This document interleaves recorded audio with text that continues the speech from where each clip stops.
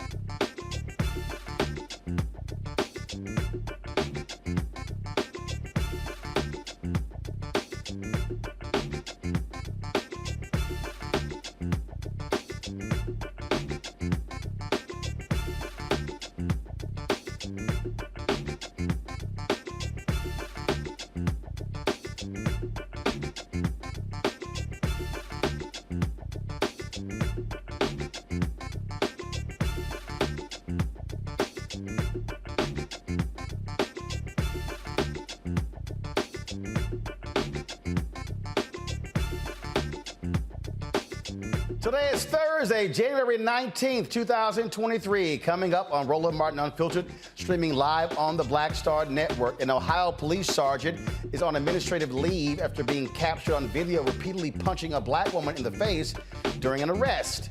The woman's attorney will join us on the show. Florida is going to do what Florida always does. The Ron DeSantis administration, they're blocking an African-American advanced placement course for high school students. They say it has no educational benefit and violates their anti-woke law. I'll talk to a Florida legislator about how denying classes like this harms students. A Texas representative, of course, is pushing a bill to eliminate the Texas Confederate Memorial holiday. He'll join us to talk about the bill he has introduced 2 other times. The Department of Justice launches an investigation into the death of a black Tennessee man at the hands of Memphis police officers. Also, we've been discussing a new you in 2023 regarding your physical self, but today we'll talk about reinventing your career and also how do you navigate this space of layoffs as people are anticipating a recession. We'll talk to a 14-year HR expert, Laren Wagner, about that very issue. Plus, taking your phone calls for her as well. And our panelist, Reese Cober's got her a new job among the other many other jobs that she has. We'll tell you about that as well, folks. It is time to bring the funk on Roland Martin Unfiltered on the Black Star Network. Let's go. He's got it. Whatever the miss, he's on it. Whatever it is, he's got the scoop, the fact, the find. And when it breaks, he's right on time and it's rolling. Best believe he's knowing. Putting it down from sports to news to politics. With entertainment just for kicks, he's rolling. It's on go, roll, y'all. It's Roland Martin, rolling with Roland now. He's funky, he's fresh, he's real, the best, you know he's Roland Martin now.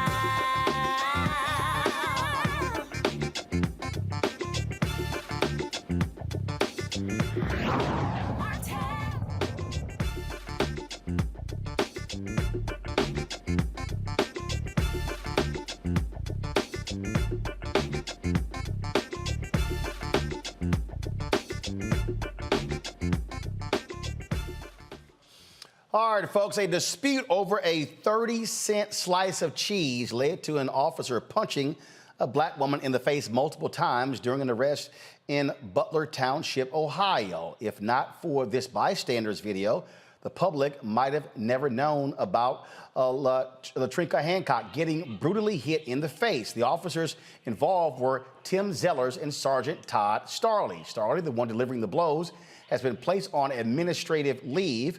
LaTrinka Hancock's attorney, Michael Wright, the managing partner at Wright and Schulte, is joining me now from Dayton, Ohio. Michael, glad to have you here. So, 30 cents slice of cheese? What happened? Yeah, it's pretty ridiculous. She went into McDonald's to return a Big Mac that didn't have the 30-cent slice of cheese that she had paid for. The manager did acknowledge that at some point she did pay for it, asked the cook to remake the Big Mac. I think the cook took exception to remaking the Big Mac. So the cook came out to the front, got into an argument with my client in addition to her manager. And the manager eventually called the police. My client decided that she wanted to talk to the police also because of her treatment inside of McDonald's. Whoa, hold on. Let's roll back. She paid for it. She absolutely paid for it. She goes back in. They admit they screwed up. Absolutely. The manager tells the cook, hey, remake the burger. The cook gets pissed, confronts her. Manager calls the cops on her or the cook. Absolutely. Well, the manager called the cops on my client. I think that the argument between the cook and the manager, it was just so much confusion in there. What my client did was she decided to go sit out in her car to wait for the police because she wanted to tell her version of the story. So she sits in her car Then the cops arrive. Then what happens? The cops arrive, and as you can see from the video, she gets out of her car to walk to talk to the police. The police were initially condescending. I think the police already knew what they wanted to do when they got there. They weren't trying to listen to her at all. They didn't want to hear her version of the story. All they wanted to do was tell her what they wanted to tell her and arrest her. I mean, this is a customer who was right. Absolutely. A customer who got screwed, and this is real simple how this works. So the video we're seeing here, is this body cam footage from the officers? That's body cam footage from the officers, absolutely, yes. So you see her, first of all, guys, is there audio? Okay, yeah, pull the audio up, please. Yes, there's audio. Hold on one second. See her. Hold on one second. I called the police because she didn't want to give me back my money, and I told them I'm in a black truck, and I'm waiting. She finally gave me the refund. Literally 8 seconds before I got in the car and started it up. The problem was, all I wanted was to be remade with an extra big cheek. She started screaming at me, and I'm just like, well, ma'am, she explained it to you. Why won't you go make it? Well, you need to pay me 30 cents. I said, the lady that just came and got the paper already took the 30 cents on top of the 49. Okay, so I want y'all to do this here. I want y'all to now fast forward. Come back to me. I want y'all to fast forward to the point right before the altercation begins, because I need to understand why that was an altercation. I'm confused. I'm looking at the video, and so I mean, Michael, why is it an altercation? Yeah, there shouldn't have been an altercation. What happened is that McDonald's wanted her trespassed off the property. At least that's what the officers are saying at this point. You know, I haven't confirmed that, but they wanted her off the property, so they wanted her ID. And during that course, she initially said that, you know, I just want to leave. I'm not going to give you any of my information. I want to leave. So they took exception to that. They started grabbing her. So we have going to arrest her at that. So point. we have it queued up. Now hit play.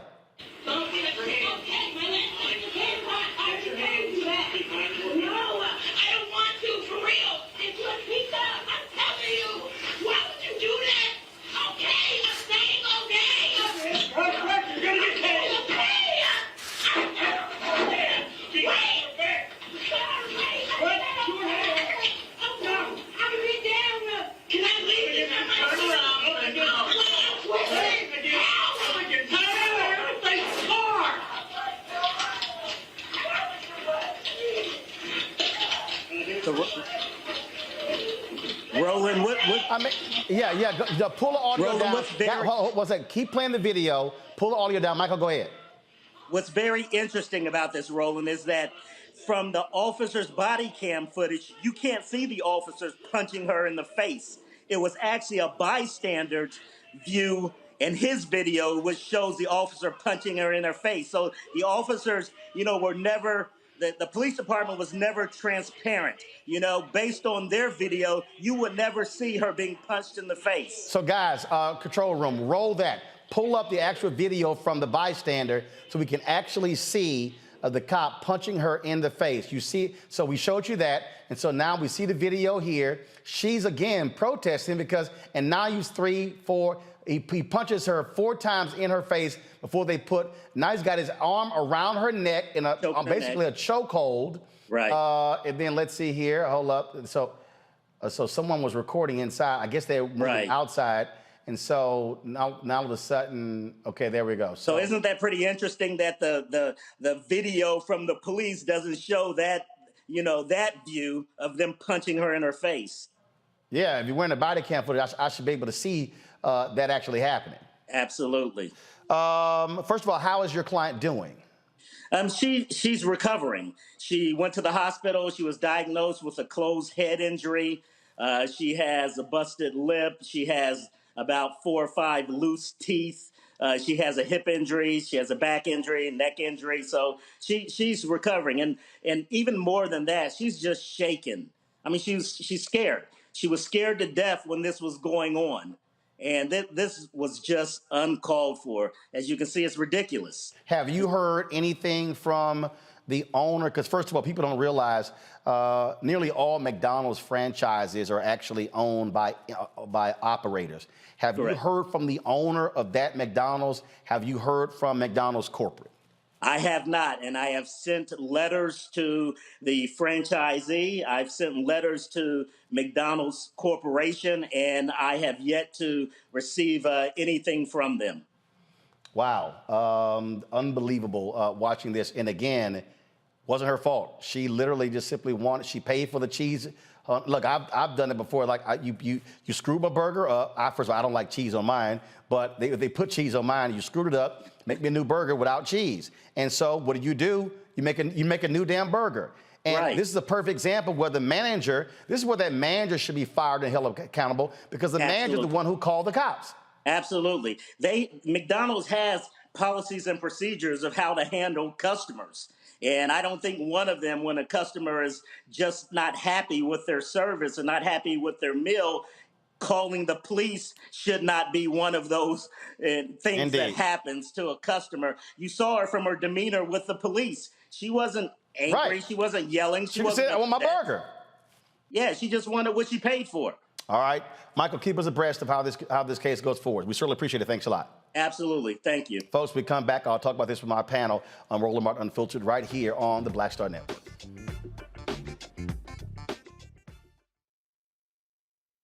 On the next Get Wealthy with me, Deborah Owens, America's Wealth Coach, we're talking about the difficulty of being able to acquire wealth for Black Americans. My guest, Emily Flitter, is the author of The White Wall: How Big Finance is Bankrupting Black America.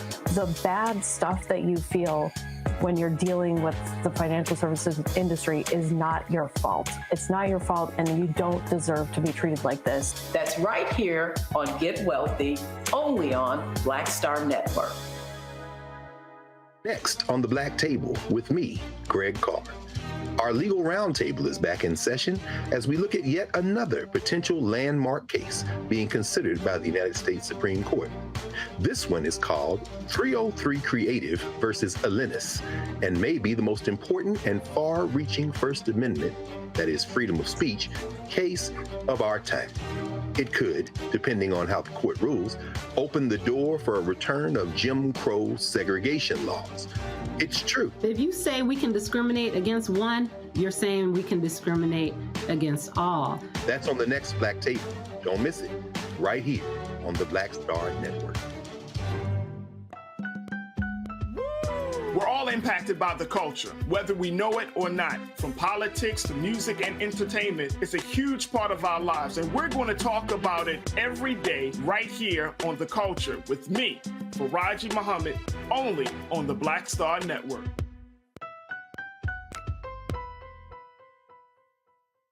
Hi, I'm Eric Nolan. I'm Shantae Moore. Hi, my name is LaToya Luckett, and you're watching Roland Martin Unfiltered.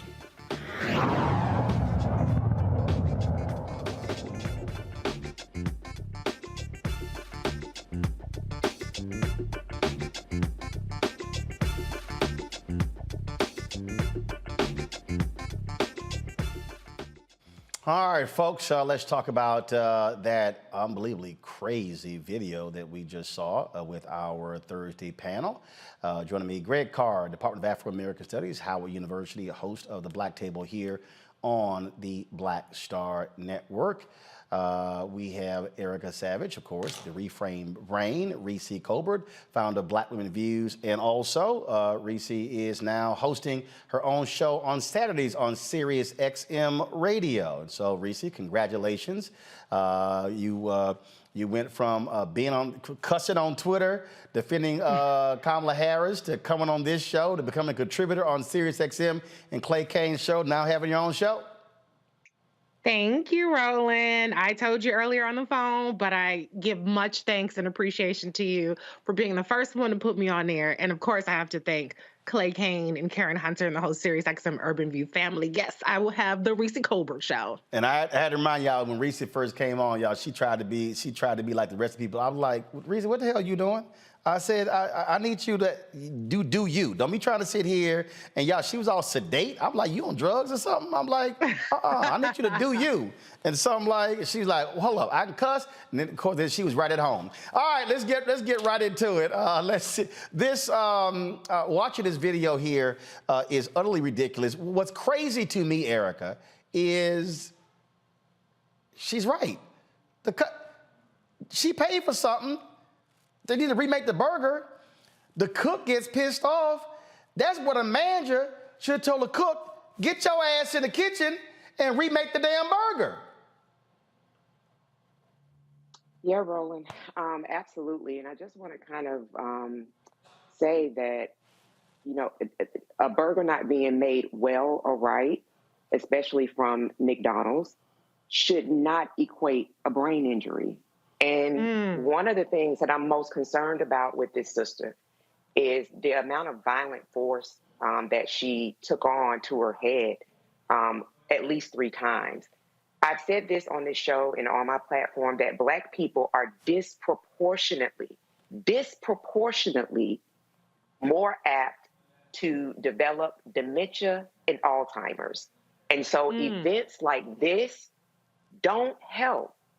My injury, I sustained it on March 15th.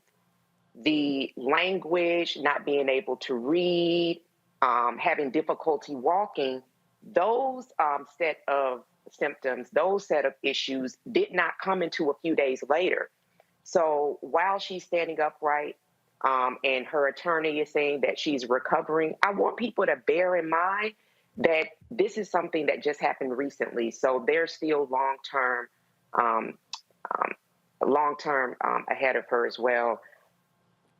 It's the way that folks who have authority and just people in general feel very comfortable with levying this type of violence against Black people and Black women is categorically demonic. And so in addition to her attorney, I hope the community joins in bankrupting that damn McDonald's, because that was excessive and unnecessary. And the price that this sister will have to pay is one none of them can afford on a raggedy ass salary. This right here, to me, Reese, again, if you are the owner of that franchise, you have a responsibility. First of all, you don't call the cops on a customer.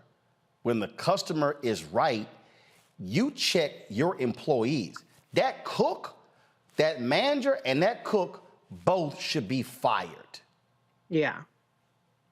First of all, who the fuck has an ego over a Big Mac? Like, that's your big accomplishment is you want a trophy for making a Big Mac and you still forgot the damn cheese. Like, that is crazy to me that somebody would have such an ego about fucking up a Big Mac that they would get out there and argue with a customer. So that's crazy.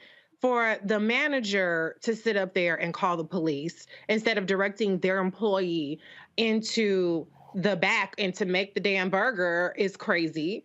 But what we saw happen is exactly what people want to happen to us when they call the cops, these paddle rollers, as Dr. Carr would say, in to inflict this kind of violence. Mission accomplished for them. It might cost McDonald's money. It might cost the cops money, but this is exactly what they were hoping for. The cops showed up and delivered the service that McDonald's wanted against this woman. And it's despicable. It's disgusting. I'm so glad that Erica talked about the potential long-term impact of being on the receiving end of such violence. It's crazy. We see white folks act a fool all the time with the cops, and when they don't necessarily consistently have this kind of treatment. So the cops decided probably within seconds they just wanted to fuck with her and fuck her up. But I don't want to be a victim blamer. I don't want to be a victim blamer in any way, shape, or form. But last week we talked about this, and I'm gonna say it again. Please do not present yourself to the police if you don't have, if you don't have to. I'm not giving you legal advice, but I'm just saying part of the story was she waited for the police to come. She talked to the police. The police are not your friend. They don't want to hear your side of the story. You actually really shouldn't talk to the police and volunteer information anyway, because next thing you know, now she has charges for open liquor container, which could be fake. You know what I'm saying? They throw shit out there, try to justify their violence afterwards. But now she's facing all these charges because they have to try to retroactively justify their violence. So please, I'm just going to say it again, not to be a victim blamer. I hope that she sues the shit out of them. I hope they drop the charges. I hope they pay. But please, Black people, the cops are not your friend. They're not here to hear your side of the story. Unless it's going to be a situation where you're going to be on a high-speed chase, get out of Dodge, please. Greg, please. Again, the thing that just, again, perturbs me here is that if you look at the video, she's explained to the cops what happened. She's a customer. She obviously is perturbed. No, roll it back further. No, I don't want to see that part. No, roll it back further. I want to show people again. Look at her demeanor. She's talking to them. She's explaining to them exactly what happened. Okay, here's what's going on. But then they want her removed for trespassing. She still ain't got her burger. She's not trespassing. She was a customer who went there who should have been taken care of. Yeah, absolutely. And we don't know whether or not that McDonald's is a franchise or if it's owned independently. There are probably 6 or 7 McDonald's, it appears, north of Dayton. It's out near the airport. So I agree. The owner, the franchisor person, the manager, as you say, Reese, I mean, they got what they wanted to get done. You're using the police as a weapon. They should certainly be drugged into this. But, there's might and there's right. Of course she was in the right. But as you say, Reese, I mean, this woman is charged with failure to identify.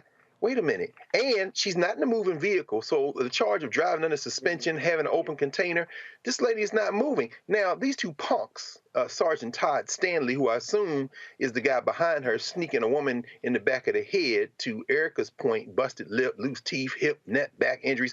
This man, this piece of a man, and then the guy, Officer Tim Zellis, who's pointing some kind of weapon at her, as a taser or a pistol, holding it like he's Sergeant Voight on Chicago PD. These two pieces of men, they should be made poster children. Social media, do your thing. Todd Stanley and Zellers. Please understand that they then said that they were there to de-escalate. So the punk police department out there in Butler Township, with the language, all the language of de-escalating. You weren't trying to de-escalate. You had your damn weapon in the face. And then finally, as you say, Roland, you made this point. This isn't on the body cam. This is a bystander. Use your cell phones as weapons.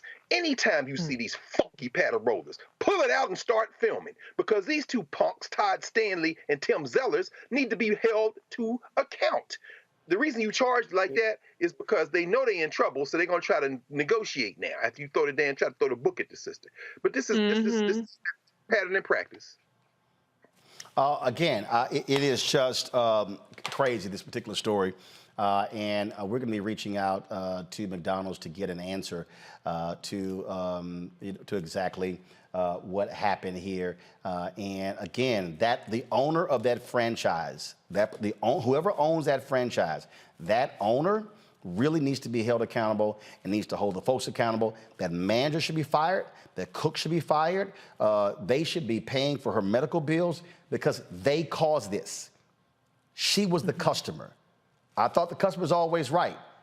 And you admit that she proved it? She actually paid for the cheese? Nobody deserves to get punched in the head and arrested by cops for paying for a 30 cents worth of cheese on a damn hamburger. It makes no sense whatsoever. All right, folks, got to go to a break. We come back on Roland Martin Unfiltered. Lots more to talk about. Part 2 of our conversation with Dr. Rowe about healthy eating. We'll have that conversation. Also, a lot of people are preparing, getting ready for a recession. Companies are laying people off. You still got employees who also are leaving companies, choosing not to come back to work because of COVID. So we'll be talking to an HR expert, plus taking your phone calls with regards to that. How do you as an employee operate in 2023 with these changes? Guys, pull the phone number up, please. And so if you want to give us a call, you can get a line for that, 202-890-1199, 890-1199. Taking your phone calls for our segment, talking about employees again in 2023 as companies are preparing for these various layoffs. Also, folks, do me a favor. We've been nominated for an NAACP Image Award, and so we want you to vote for Roland Martin Unfiltered. So what you do is simply go to vote.naacpimageawards.net.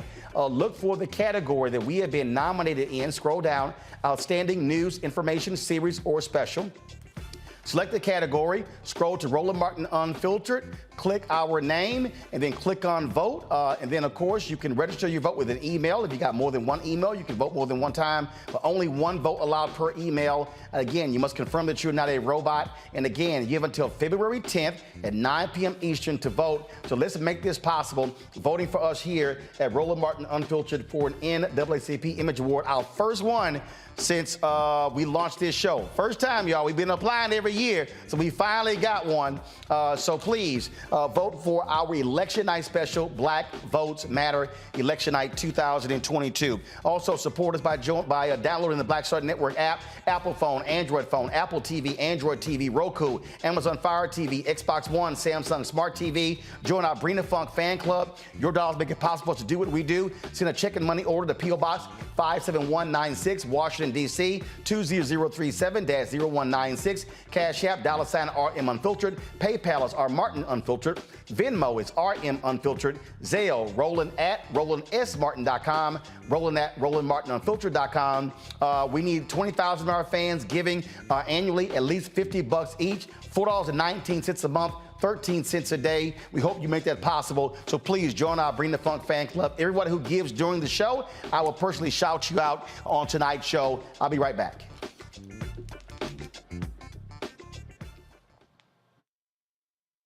Hatred on the streets, a horrific scene, a white nationalist rally that descended into deadly violence. White people are losing their damn minds.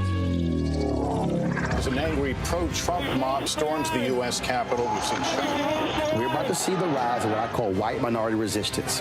We have seen white folks in this country who simply cannot tolerate black folks voting. I think what we're seeing is the inevitable result of violent denial. This is part of American history. Every time that people of color have made progress, whether real or symbolic, there has been what Carol Anderson at Emory University calls white rage as a backlash. This is the rise of the Proud Boys and the Boogaloo Boys. America, there's going to be more of this. Here's all the Proud Boys, guys. This country is getting increasingly racist in its behaviors and its attitudes because of the fear of white people. The fear that they're taking our jobs, they're taking our resources, they're taking our women. This is white fear.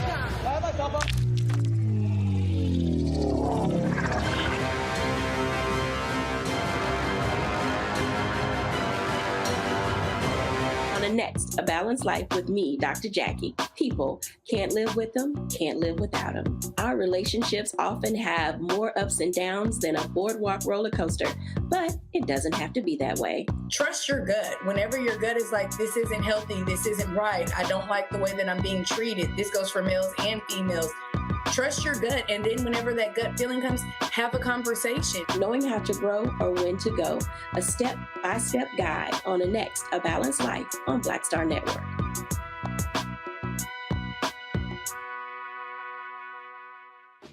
My name is Charlie Wilson. Hi, I'm Sally Richardson Whitfield. And I'm Dodger Whitfield. Hey everybody, this is your man Fred Hammond, and you're watching Roland Martin, my man, Unfiltered.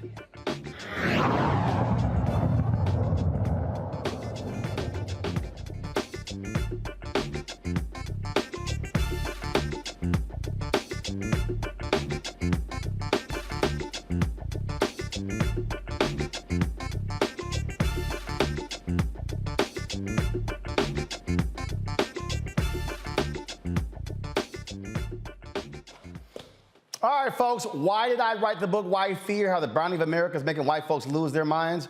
Because it's actually happening before our very eyes. Look at what's happening in Florida as we speak. Governor Ron DeSantis has been involved in this culture war because he is trying to appeal to white voters, white Republican voters, as he is trying to run for president in 2024. He, of course, decimated black congressional districts, ignoring the state legislature and choosing to push forward his own illegal maps. Then, of course, he pushed forward this so-called anti-woke act that bans the teaching of critical race theory. It has led to all sorts of drama in Florida because they frankly are labeling anything dealing with race critical race theory. Now he's blocked a new advancement placement course for high school students on African American studies. His Florida Department of Education Office of Articulation, which approves the AP curriculum, vetoed the program because it was inexplicably contrary to Florida law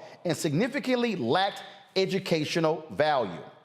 The FDOE did not elaborate on what the agency found to be objectional. The rejection of the Advancement Placement African American Studies course is, again, part of DeSantis' continuing effort to ban anything dealing with race from being taught in Florida schools. This is what you're dealing with there in Florida, and trust me, what you see is this happening across the country. The state enacted a law that banned the teaching of the history of systemic racism in the United States and materials from the 1619 Project.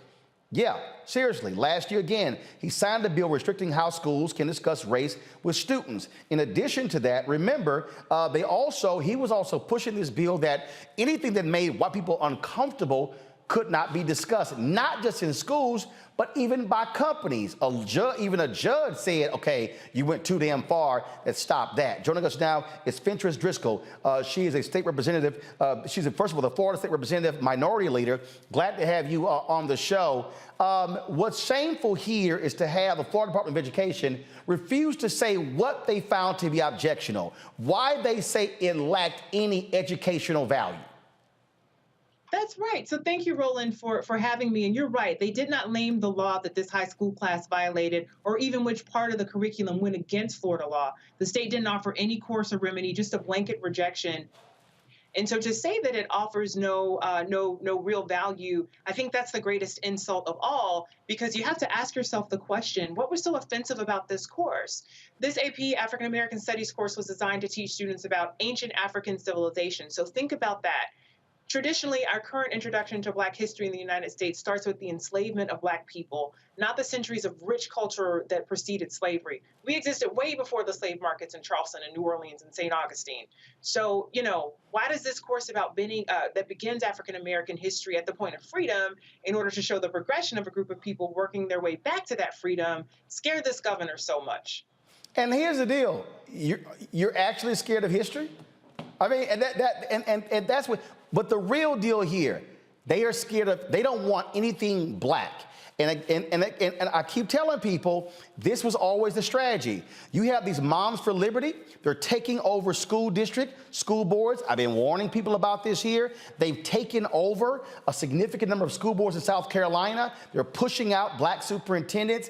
This is white fear. They want to hold onto power, and they do not want white children and other children taught anything about the reality of race in the United States in our history. Yeah, and I just wanted to point out, Roland, that we cannot look at what's happening here with this AP African American History course in a vacuum. What I need you to know is this, and I think you teed this up perfectly in your intro. First, they gerrymandered Black congressional districts from 4 to 2, meaning that they took Floridians' Black representation in Congress and cut it in half. Then they overreacted to CRT allegedly being caught in grade school, which, let me be crystal clear, Republicans in Florida have been in control of the state legislature and the governor's mansion since the 90s. So they've been in control of educational policy. Let me tell you, they would not allow CRT to be taught then. It's not being taught now. They keep creating these boogeymen to try to entice their political base and get them all scared about things that are not really happening. Now we're watching as Governor DeSantis is trying to roll back diversity, equity, and inclusion efforts, telling employers what they can and cannot do with that, and opening them up to lawsuits if they have diversity, equity, and inclusion efforts that make people feel uncomfortable. And then they also are attacking hiring practices and DE&I in our university system. I don't believe that he's going to stop here with this AP African American history course. This really is first of many attempts to whitewash history in order to soothe emotionally fragile people. And I'm just so glad that you are covering this story tonight, because we need people to pay attention to what is happening in Florida. Please note, too, that Ron DeSantis wants to run for president of the United States in 2024. We need not just Floridians to pay attention, but the entire country, because this is dangerous, a very dangerous progression of events. This is him. This is a direct appeal to white conservative voters. Donald Trump, when he launched his campaign, he purposely pushed the buttons of white fear. This is Ron DeSantis trying to ride that same white fear roller coaster into the Republican nomination and into the White House in 2024. Yeah, and I feel like he's trying to out-Trump Trump is kind of what we're watching happen. Well, because he knows it works. He knows, look, we saw it. We saw it in 2022. We saw, first of all, the election in 2021. All of a sudden, Fox News and everybody, CRT. The migrants showing them on the border. Anything dealing with race, they are ramping up because it's a direct appeal to white conservative voters saying, see, they're coming, they're taking over. The whole freaking out about great replacement theory, the exact same thing. It ain't our fault white folks stop having babies. The reason the white population is dropping, they stopped having kids. And you even had some of them state their opposition to Roe v. Wade was because they were losing numerical numbers. Well, the point I want to make, though, is that the collateral damage is really just too much. Yep. We're watching this play out in Florida, right? Where now you have just the tensions are high. The temperature has been ratcheted up. We know this was happening throughout the country under Donald Trump, but it's happening here in a very acute way. You look at what happened in the 2022 midterm elections, and the rest of the country rejected extremist policies, actually, where the Trump candidates were on the ballot. Typically, they tended to lose. That was not the case in Florida, right? Like, it looked like, Ron DeSantis won by 20 points. But what we're seeing from the data that's now released about the election, it wasn't so much that there was a red wave. It was more so that Democrats stayed home. We need people to be educated and to understand what is happening and what is at stake, because he won't stop at Florida. He wants to take this brand of divisiveness to national politics. And we really need to make sure that that does not happen, that he does not succeed. That is exactly the case right there. Representative Driscoll, we certainly appreciate you joining us. Thanks a lot. Thank you. Game recognized game, Greg, and people need to understand this is the Republican Party. This is their strategy, and this is DeSantis trying to say to white folks, I'm your man. Mm-hmm. Greg, you're on mute.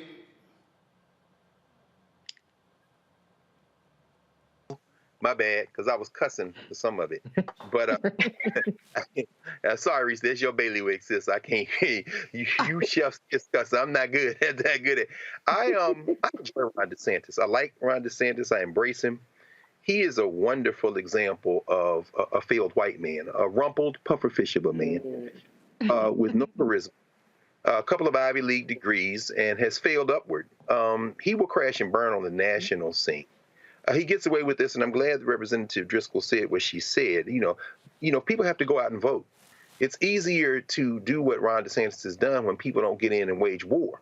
And war includes the ballot. It's the only thing, but it is one of the things. Now I worked on that course. I was one of many scholars, academics, teachers, K-12, who came in with ideas over the last several years and put that course together. Here's what that pufferfish in his little, a little bit too big suit with no charisma, who will fail when he gets on the national stage. So hold on one second. So Greg, you say the particular course that they're rejecting, you worked on that? The curriculum? I was one of many. There were a number of scholars. 2 summers ago, I spent the summer looking at the curriculum framework. So it's very satisfying to hear Representative Finch talk about the fact that that course doesn't start in slavery. Now, you know that's one of our deep things in Africana studies. You don't start your history with slavery. And so the fact that it made it in there, I take great pride in being one of the people who push for that. But here's where the rubber meets the road. This punk in Florida and his punk legislative friends and all his buddies down there, they'll be in court. See, this is the pilot program. In fact, we hosted the kickoff pilot convening of the teachers, the 60 or so, including a couple of master teachers from Houston, by the way, Roland, two sisters who piloted the course in Houston this past fall.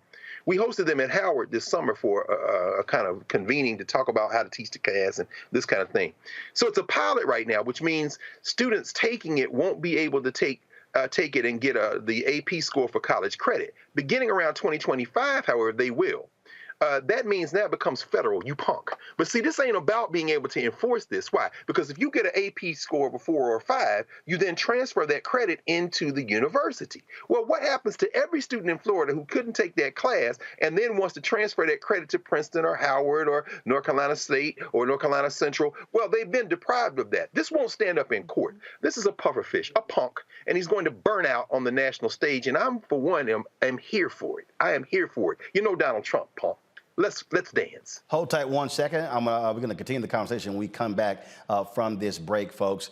It's St. Louis Takeover this weekend, folks. I'm going to be in St. Louis with our White Fear book tour. That's right. I'll be joined at the St. Louis Area Urban League on Saturday at 3 p.m. With Michael McMillan, as well as rapper activist Tef Poe. We'll be in conversation regarding White Fear, taking place at 3 p.m. 1408 North Kings Highway. There in St. Louis. It's free, open to the public. We want to pack the joint out, so let everybody know. If you want to register, just simply send us an RSVP. We just want to make sure we get a good head count. Send to info@RolandSMartin.com. The next day, of course, will be at church there in St. Louis as well, and so we'll be, and so we're going to be there. So let me see if I can pull that graphic up. I thought y'all had it there in the control room. Looking forward to joining them there as well when we visit the church there. Give me 1 second. Let me pull this up so I can show y'all. Hold on 1 second, and here we go. Let me see, do we have it yet? And there we go. All right then, folks, we're going to be at Northside Baptist Church again there, so looking forward to being there as well. And so again, in St. Louis this weekend at Northside Baptist Church on Sunday, and of course with the Urban League on Saturday, and so cannot wait. And then of course on Sunday night, I'll see you at the Dave Chappelle, Chris Rock comedy show as well. So looking forward to a great weekend in St. Louis. I'll be right back on Roland Martin Unfiltered.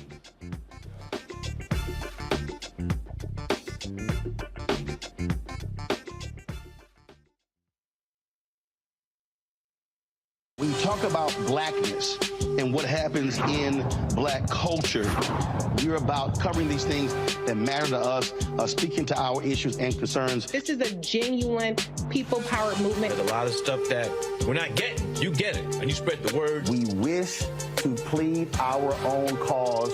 Too long have others spoken for us. We cannot tell our own story if we can't pay for it. This is about covering us. Invest in black-owned media. Your dollars matter. We don't have to keep asking them to cover our stuff. So please support us in what we do, folks. We want to hit 2,000 people, $50 this month, raise $100,000. We're behind 100,000, so we want to hit that. Y'all money makes this possible. Checks and money orders go to P.O. Box 57196, Washington, D.C. 20037-0196. The Cash App is $RM Unfiltered. PayPal is R Martin Unfiltered. Venmo is RM Unfiltered. Zelle is RolandSMartin.com. Most people think that these television shows that tell stories about who we are as black men, and then they paint these monolithic portraits of us. They think that they're being painted by white people. And I gotta tell you, there are a whole bunch of black folk that are the creators, the head writers, the directors of all of these shows, and that are still painting us as monoliths. The people don't really want to have this conversation. No, they don't.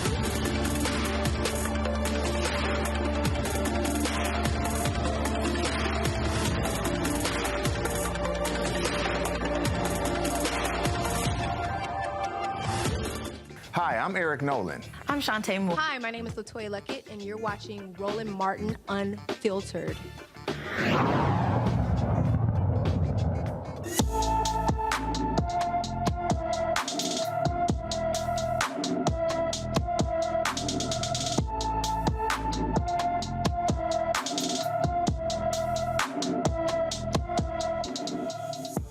Brandon Tavon Smith was heading into his Arlington, Texas home on January 1st.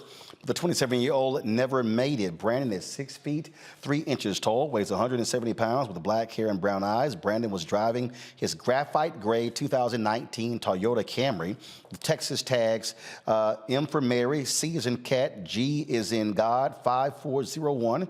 Anyone with information about Brandon Tavon Smith is urged to call the Arlington, Texas Police Department at 817-274-4444, 817-274-4444. Let's pick up on that conversation we left off with regarding Ron DeSantis in Florida. And the thing here, Reese, that I keep trying to get people to understand with what is happening in this country when it comes to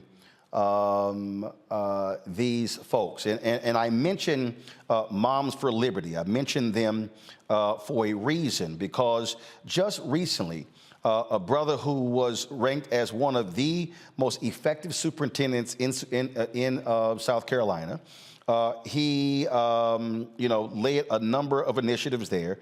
Well, those Moms for Liberty took over the school board, and they basically fired him. Now, they came to a decision. He quit, but they were attacking him. And remember, he was the one who bucked the governor's mask mandate. And he said, no, we're going to keep that going forward. They launched an investigation into him, an 8-month investigation. Now, what was discovered is that they had many issues in the district, but it was with the board. And the investigation concluded, damn, he was great. Things are working out well for him. And the thing here is he quits. But what's happening, I think I saw a story, 10 of the top 14 school districts in South Carolina, those Moms for Liberty have taken over. And they have fired a variety of black superintendents. And y'all know, because you've been doing it, I've been doing it, and we've been telling these black folks all across the country that they are targeting school boards. They want to target what our kids are taught. And we're sitting our asses at home, not voting. There was a massive drop-off. We had Tom Bonnier on the other day, a massive drop-off of black voters in South Carolina. And while we sit at home, they're turning out. So they're firing superintendents, they're getting rid of staff, and they're changing the curriculum because these white folks do not want, and they got some crazy black people with them, but they do not want us confronting the issue of race in this country. And Ron DeSantis is trying to ride that right into the White House. Right. And, the thing about it is they're playing without anybody on defense. They're on offense and it's no defense. So they making every 3-pointer, they're making every free throw. It ain't really much of a game. But you and the folks with you last week really demonstrated the antidote to that, or the solution to that, which is be louder and more active than they are. The reason why they're winning is because they're out there consistently, relentlessly, and loudly. But what we saw demonstrated on this show is that we have a voice too, and we have power, and you guys were able to defeat the attempts to get rid of the Jack Yates high school principal. And so we have just as much agency as they do. They're better funded, but they're not an organic movement in the same way that we have the capacity to do ourselves. And so the work doesn't stop at the ballot booth, especially when your ass don't vote. But it doesn't stop there. Even when you do vote, you have to get active and you have to be louder than the other side. And the one other thing I want to say is Dr. Carr mentioned the college credit aspect, but I also want to mention the GPA aspect. In a lot of places, I know at least in California, that's where I went to school, when you have AP courses, even if you don't pass the AP test, your grade gets an additional point added to it, which gives you a higher GPA. cumulatively, and it makes you more competitive. And so part of what this is, by denying the African American history, the AP credit, it's also going to artificially, I think, lower the grade point averages of people who are seeking that kind of information. And it makes some people less engaged and less enthusiastic about it. If European history is an AP course in Florida, so goddamn it, African American history needs to be a course. The one other thing I just want to say is the fact that this is against the law is something that we have been talking about so much on this show. They're very smart in how they frame the arguments when they're trying to push these laws through. Well, it ain't gonna do this and it ain't gonna do that. And then it turned out to do exactly what the hell we said it was going to do. This is a prime example. We cannot let DeSantis take this nationwide, but even if he doesn't, it's doing real damage and harm in places like Virginia, in places like Texas. Y'all let Kemp ass get in again in Georgia and in Florida. So like, get your ass out there to these school board meetings, run for school board. But if nothing else, use your voice. We know how to be loud and proud, black and proud, and all that good stuff. People talk all the shit in the comments on YouTube. So take that commenting energy from YouTube to Zoom or to the actual boardrooms where these meetings are being held. This is the thing, Erica. When I saw all them white women outside the Supreme Court after the Roe v. Wade decision protesting, and there was some black people too, and they were all upset and crying. I'm like, they told you what they were going to do. So it wasn't like that was a shock. They've been telling you for 40 years. Anybody who's black or white and conscious Latino, they've been telling you what they're going to do. So if you sit your ass at home and don't vote, I'm sorry. That's on you. If they sitting here are turning out to vote at school board meeting, look, Loudoun County, Virginia, them fools were out there. Superintendent says we don't teach CRT. They were showing up in massive numbers. The folk who know they were lying were at home.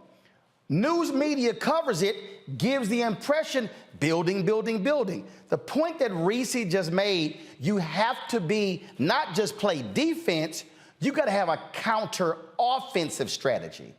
That's what you have to do. To her point, look, when I went before the school board, I said point blank, fire the principal, I'm taking all my money. That was offense. That wasn't like, well, if y'all, and I didn't say, if y'all fire her, I'm gonna think about it. I said, make the move, I'm taking all my money. The award y'all giving me, y'all can keep it. And then I said, I will bring my show here and report on your ass every single week. I don't care who you are, you don't want that scrutiny.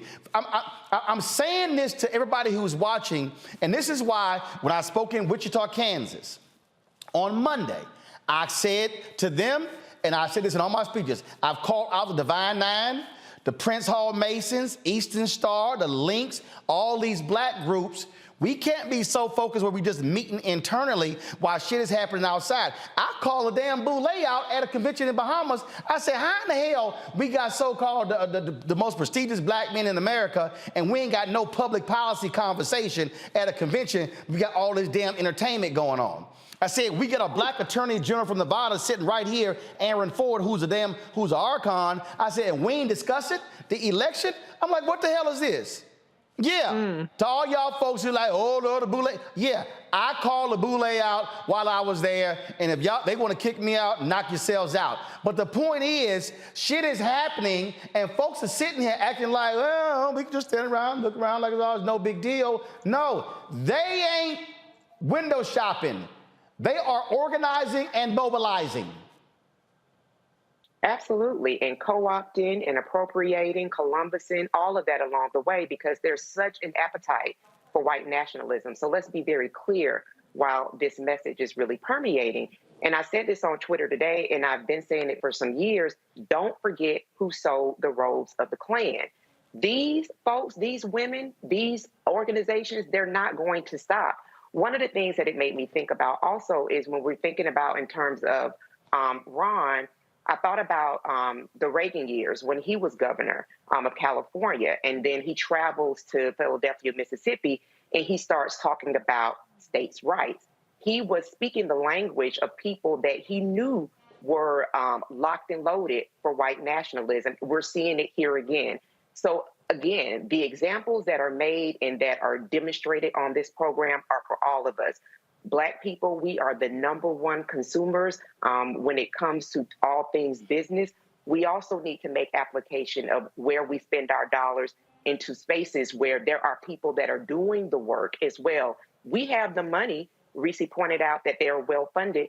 I want to also point out that we have money as well, too. So we actually have the money that we could be putting into, if there's not an already standing organization that's in our community that we can fund, into starting something of our own and connecting back to those legacy organizations that people don't seem to think that there's a need for. The NAACP, they're still on their job. The CDC is still on our job. We have a job to do as well, too. Remember the formula: information plus engagement equals power. And as Reese and as Roland also just stated, that was made clear last Thursday here on the program. And so I think it is, as Reese just said, taking that comment energy and making it real life. We have got to stop thinking that singing "We Shall Overcome," knowing all 4 lines to lift every voice and sing, that is not going to cut it. I said in 2019, welcome to the new era of civil rights. We are here. How are you engaged? And so I think that that is a question that we also need to be answering daily. And what I said last week about what's going on in Florida, student athletes, I feel like, need to be involved as well. If we had Black athletes, which we know just across the board, student athletes, Black student athletes comprise about 60% of that whole population, right? Especially with all of the sports that's happening in Florida, that would definitely send a message to Ron and everyone else. Well, and bottom line is here, and I'm telling y'all, okay, once y'all out there, y'all can get engaged in all that BS about Biden and Harris, this, that, and the other. I know what I'm fighting, and I know who I'm fighting against, and I'm here to ride the hell out of Biden and the Democrats to deliver. But I can tell you one damn thing. What you seeing Ron DeSantis do in Florida, that's exactly what he's going to do, even more so if he gets in the Oval Office at 1600 Pennsylvania Avenue. I told y'all, they are planning. They saw what Trump did, how he screwed up, and they are trying to perfect the plan to fix it and to go even further. Y'all had better pay attention. But go ahead, keep joking around, and as they saying go, fuck around and find out. Oh, yeah. Go ahead. Yeah, I cussed. And I know some of y'all don't like me cussing, but you need to hear that. Go ahead and play around, and you're going to look up and say, did that just happen? Yes. And then they're going to be in power. And then what we going to do? You're watching Roland Martin Unfiltered on the Black Star Network.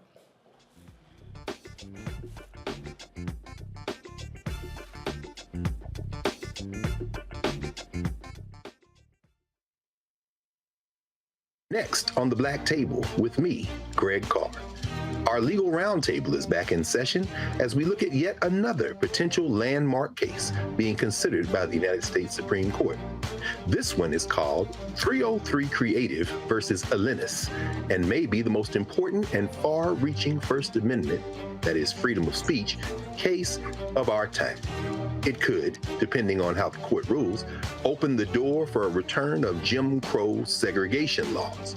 It's true. If you say we can discriminate against one, you're saying we can discriminate against all. That's on the next Black Table. Don't miss it. Right here on the Black Star Network. Most people think that these television shows that tell stories about who we are as black men, and then they paint these monolithic portraits of us. They think that they're being painted by white people. And I gotta tell you, there are a whole bunch of black folk that are the creators, the head writers, the directors of all of these shows, and that are still painting us as monoliths. The people don't really want to have this conversation. No, they don't.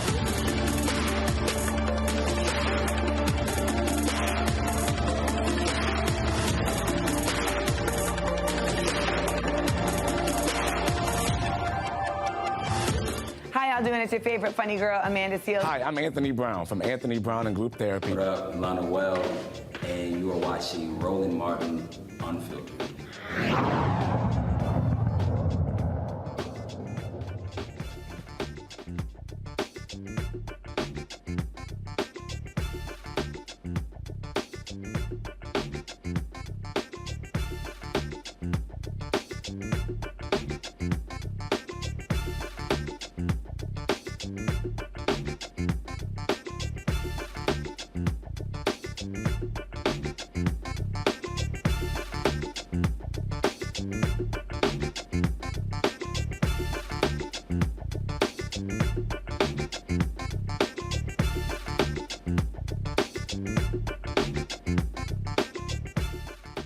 All right, folks, Microsoft announced they'll be laying off 10,000 people, their biggest layoff in almost a decade. Amazon announced 17,000 layoffs, 7,000 more they were going to lay off. Tech companies have already announced some 60,000 layoffs. Some companies also are shutting down. The Recount, a digital website, they raised some $32 million. They launched 4 years in 2018 when we did. They raised $32 million bucks. They're going out of business as of Friday. What the hell they do with $32 million? Lord, yeah, y'all give us $32 million. I'm gonna show y'all how to run a company. So all these things are happening. People are preparing. You keep hearing recession, recession, recession, but we're still seeing, though, that job numbers are going well. Plus, you have people who are starting the new year leaving companies. You still have a lot of employees out there who don't want to come back into the office. Companies now requiring them. So a lot of different things are happening when it comes to the job market. And so I wanted to talk about that. Laren Wagner is an HR expert, been in HR about 14 years. She joins us now from St. Louis, has her own company as well. Laren, glad to have you here. There's so much upheaval and stuff we want to get into. We're also going to be taking folks' phone calls on this topic as well. If you want to ask Laren any questions, call this number, 202. Let's pull the number up, 202-898. Come on, y'all. Pull the number up. Let's go. Y'all gotta be quicker than that. 202-898-1199. 202-890. 202-890-1199. 202-890-1199. Don't have no folks in the control room joining people on the unemployment line. Y'all being so slow. So, Laren, let's get into it. First off, New Year, and again, people are like, oh my goodness, I don't know what's going on. They're trying to figure out where should individuals who are unsure that they might be getting laid off because of this possible recession, what should they be doing? Don't wait to get called into the office. What should they be doing right now? Yes. So first of all, when these situations are happening, the first thing an employee should want to think about is my house. Is my house in order? And if my house is not in order, how do I get my house in order? So a lot of times that's looking at what the current market is looking like. Where are my skill sets? Like, where do I need to transfer my skills? Is now a time to consider a different industry? Looking at what industries are easier to get into and what your stance is compared to what's out there in the market. So understanding what that is from an internal perspective, look at your role. One thing that would be great would be to understand if you're trying to determine whether or not you're going to be laid off, how strategic are you? You know, how does your particular role contribute to a company's bottom line? Another thing is, from an external perspective, what is your network looking like? Do you need to polish up your in-person and professional network? If so, do that. Are you on LinkedIn? If you're not on LinkedIn, you need to get on LinkedIn. Is your resume okay? You need to anchor yourself and where you want to be to all of these items here. And so a lot of that requires help. I really tell people all the time, I tell people, I start a job with the premise I'm gonna get fired anyway. Because three things are gonna happen. You either gonna get fired, laid off, you're gonna leave, or you're gonna stay. That's it. Three things are going to happen. And one of the biggest mistakes that I think a lot of people do is they aren't constantly updating their resume. They're not constantly building relationships. They're not joining professional organizations. They're not preparing. I tell people all the time, look, when you start seeing moves making in companies, when you start getting the memos, hey, we're cutting back on travel or we're cutting back on different things, that means something is happening economically, Prepare yourself. But it kills me. People go like, I didn't see it coming. It was like, it was carnage all around you. But a lot of people aren't paying attention because they're not they're just thinking this job will never, ever end. I'm safe. Right. You're absolutely right. And I think it's important to not only just focus on these things when you think you're about to be laid off or let go from a job, but you should always have opportunities in at least on the forefront of your mind. You never know, especially post-COVID or what we think is post-COVID and where we're headed. Another thing that people tend to think about too is that 6-month stash. Like, what are my finances looking like? Where can I eliminate some hazardous spending? On top of that, is now the time for me to hop into entrepreneurship? Is now the time to increase my streams of income? Those are all things that we should always be thinking about. Well, what I tell people on this point, and I'm going to my panel next with some questions, I tell people this all the time. You don't wait until you get laid off to then say, oh, let me now do my side hustle. No. You do that while you're there. When I was at CNN, I knew in 2009 and 10, oh, y'all not giving me my show? I ain't gonna be here long. So I began to plan for post-CNN in 2010. I left in April 2013. Even when I was at TV One, I was buying equipment while I was at TV One, because I'm like, this ain't gonna last. And so when the show ended, I actually had already invested a significant amount of money in myself, and so I easily transitioned. People come to me all the time after they get fired or lay off to go, hey, I'm trying to start this thing. It's now harder because now you're still trying to live and pay your bills while you're trying to start something, and that's much more difficult to do when you don't have a job. And so I say, use your job as your personal venture capitalist to fund whatever your side hustle is and build that up while you have your main job. Yes. Roland, these days in today's economy, it's taking up to a year to land a new job. If you find something within 3 months, you should consider yourself lucky. So again, people get complacent. Be strategic. That's my best piece of advice. Questions? Plan for your future. Yeah, absolutely. Questions from our panel. Let's see here. I'll start with you, Reese. Yes, thank you. My question is, what is your take on headhunters, recruiting agencies? I know that, they're incentivized monetarily to land new people, but I know they also take a big chunk too. So what is your position for people who are looking for a job? Should they be trying to go direct to the companies themselves, or should they let other people do the work for them? Yeah, so great question. Thank you for that. So headhunters, executive search firms, recruiting agencies, they are there to help you. Now, there are some that are direct hire and that, they get a percentage of an incentive to place you. At the end of the day, their goal is they want to get paid, so they want to help you land a job somewhere you can get paid. But I say go for it. They're there to help. A lot of times they even offer free services to review your resume, help you polish things up, help you with explaining gaps on your resume, and even talking you through some of what your career plans may be that you may even be unsure of. They know what's out there. They know what's in the market. So it's always good to utilize them as a resource. Erica.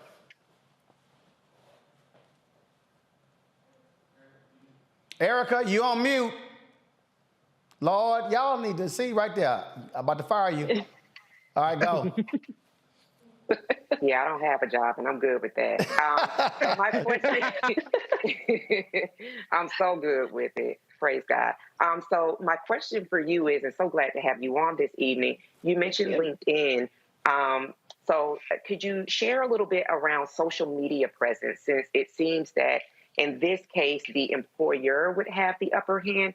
Could you talk to us a little bit about how a person would need to position, or if there's a cleanup, or if there's a cursory look that they would need to have done for a professional with regard to gaining new employment? Yeah, and thank you. I'm happy to be here today.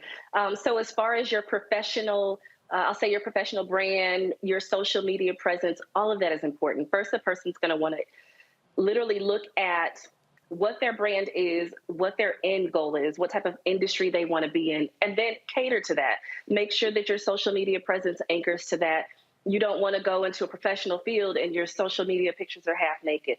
Us employers, we can see that. We look, and many of them do. You don't want to be misrepresenting companies, bad-mouthing other companies on your social media, especially depending on which direction you want to go. So it's always good to have that. When it comes to websites like LinkedIn, your entire profile is on there. Employers sometimes skip the whole resume process, and they'll reach out directly to you without you even having to apply for jobs. Hey, I came across your LinkedIn profile and I see you have this skill set that matches what I'm looking for. Would you like to talk? That happens all the time. So always have that polished up and buttoned up in the best way that you possibly can. If you have any employment gaps on your social media presence, your LinkedIn page is what I'm specifically thinking about. Again, make sure that you're polishing that up. Overall, you just want to make sure that you are well represented on your social media platforms. If you're not, you might want to consider going private. No, here's the whole deal. That private stuff don't work either. But look, I keep trying But if you're not going to clean up your social media. Right, but I try to explain to people, do understand, just because you private don't mean it's not public. Okay? You're right. It's not. So the reality is, when you're posting stuff, think before you hit send. Now listen, if for what I do, I can give opinion, I can give my stuff, but there may be a cost. There are things that I do that might piss off a funder or an advertiser, and so it comes with the job. But there are a lot of people out there who sit here and they post stuff, and then they wonder, it comes back. There was a guy. He was some white guy, quarterback, got an offer from the University of Florida. He's posting on Instagram Live on Snapchat, and he's singing a rap song, and it got the N-word, and he's using the N-word. Guess what? Scholarship got pulled. You don't have a guaranteed right to that scholarship. And so people need to understand that employers are looking at all of that stuff, and they are now, and we've actually made it easier. It used to be actually harder to vet people. People got all their personal business out there, so it's actually a lot easier to search for people's information. And so, folk, use caution when it comes to social media, even when it comes to giving your political opinion, depending upon what that job is, because guess what? Like it or not, your boss might be a liberal or conservative. You don't know who you're interviewing with.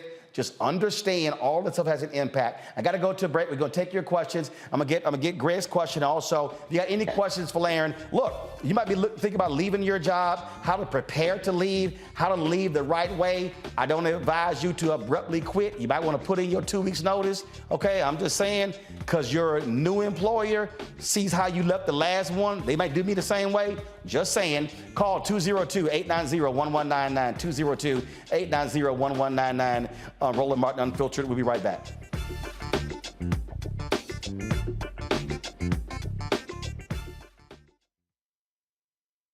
Folks, Black Star Network is here.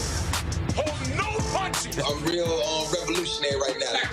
Support this man, Black Media. He makes sure that our stories are told. Thank you for being the voice of Black America, Roland. Stay black. I love y'all. All momentum we have now, we have to keep this going. The video looks phenomenal. See, this difference between Black Star Network and Black-owned media and something like CNN. You can't be Black-owned media and be scared. It's time to be smart. Bring your eyeballs home. You dig?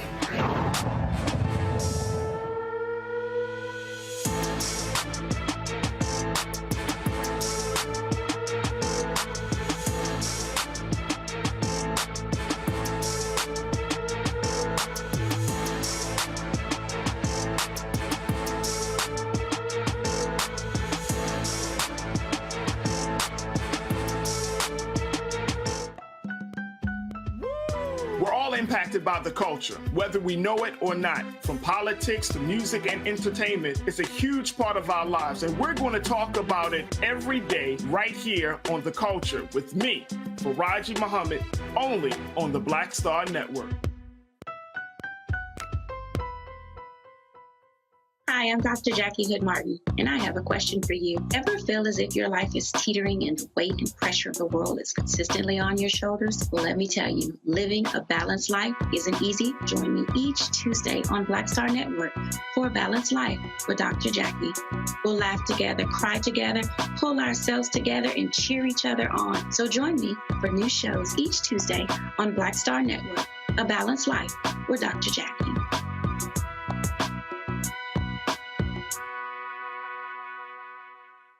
Hello, everyone. It's Kiara Sheard. Hey, I'm Taj. I'm Coco. And I'm Lily. And we're SWV. What's up, y'all? It's Ryan Destiny, and you're watching Roland Martin Unfiltered.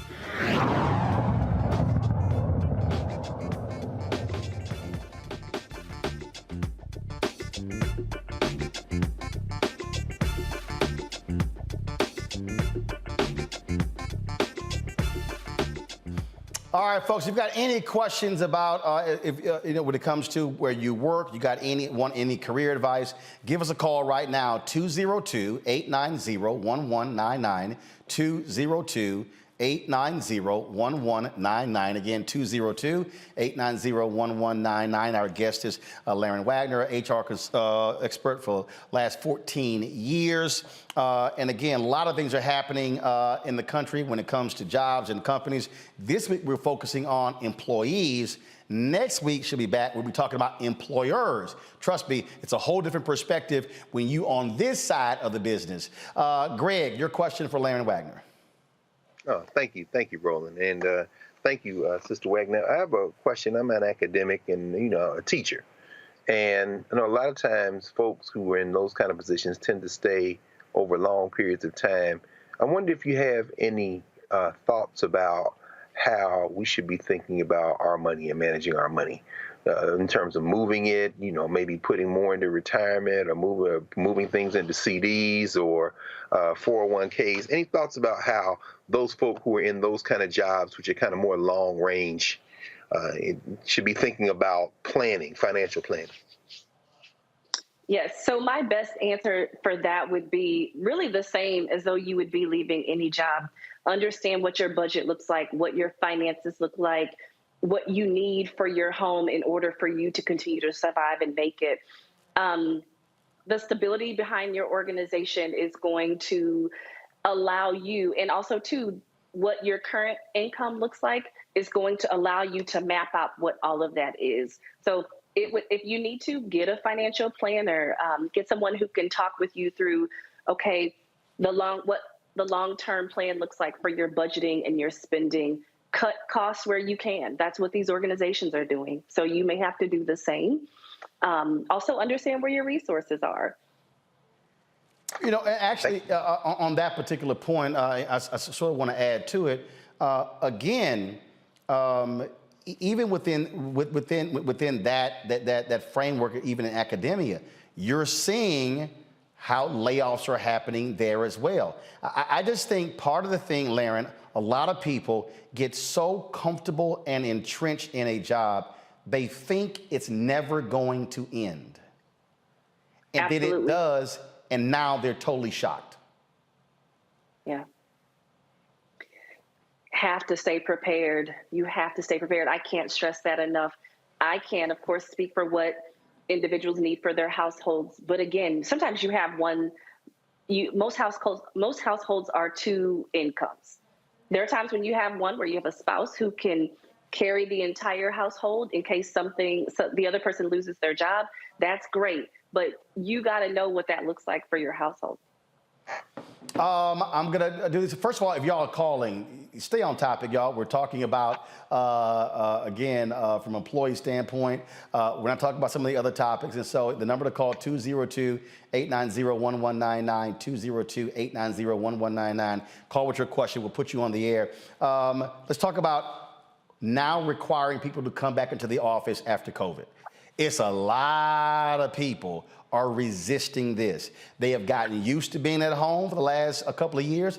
There are people who are choosing to leave companies as a result. And so what do you say to the person who's watching or listening and they say, I do not want to go back into the office, but they don't want to lose their job? They got a decision to make. Yeah. And here's the thing, and I've seen this, I currently see this. You need to understand what your company's policy is and anchor yourself to it. These companies are cracking down. Us as employees have discovered, oh my gosh, I can do my entire job from home. Why do I have to go in? But companies are making this a policy. And understand that if you are violating the policy, there are repercussions for that. And sometimes that ends in termination. Doesn't matter what you want to do. Companies have their own bottom line. They have their goals that they want to achieve. So I would suggest you stick to that. There you go. And I'll ask this question before I go to the caller here.